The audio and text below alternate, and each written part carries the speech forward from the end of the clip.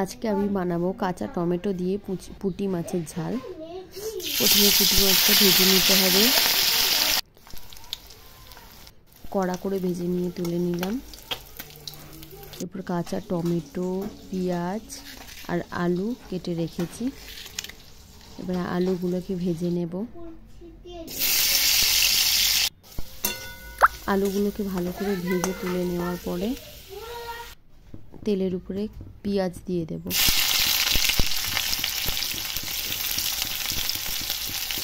পেঁয়াজটা নেড়ে করে ভালো করে লাল লাল করে ভাজা হয়ে গেলে লাল লাল করে ভেজে নিতে হবে পেঁয়াজটাকে।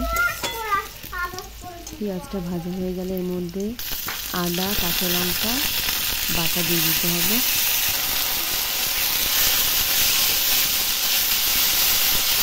এরপরে এক একে দিয়ে দিতে হবে নুন, হলুদ, লঙ্কার গুঁড়ো। আমি যেহেতু কাঁচা লঙ্কা বাটা দিয়েছি এই জন্য লঙ্কার গুঁড়োটা অল্প দিয়েছি।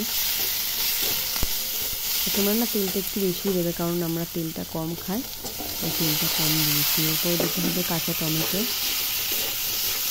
দিয়ে, কাঁচা টমেটো দিয়ে ভালো করে ইয়ে করতে হবে, নাড়তে হবে।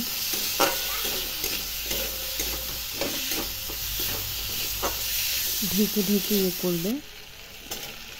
এবার ভাজা আলুগুলো দিয়ে দিলাম।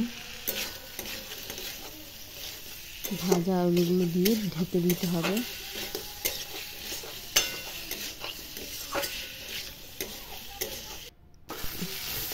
সিদ্ধ হয়ে এসেছে প্রায়।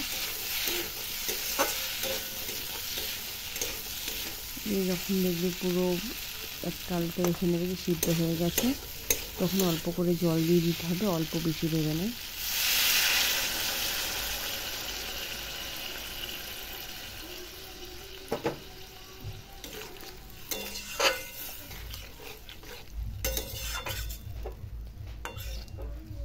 জলটা দিয়ে এবার একটু তরকারিটা ফুটে এসেছে। এবার এর মধ্যে একটু সর্ষে বাটা দিয়ে দিতে হবে, অল্প একটু একদম।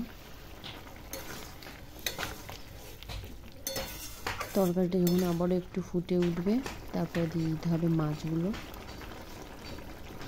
মাছগুলো দিয়ে ঢেকে দিতে হবে।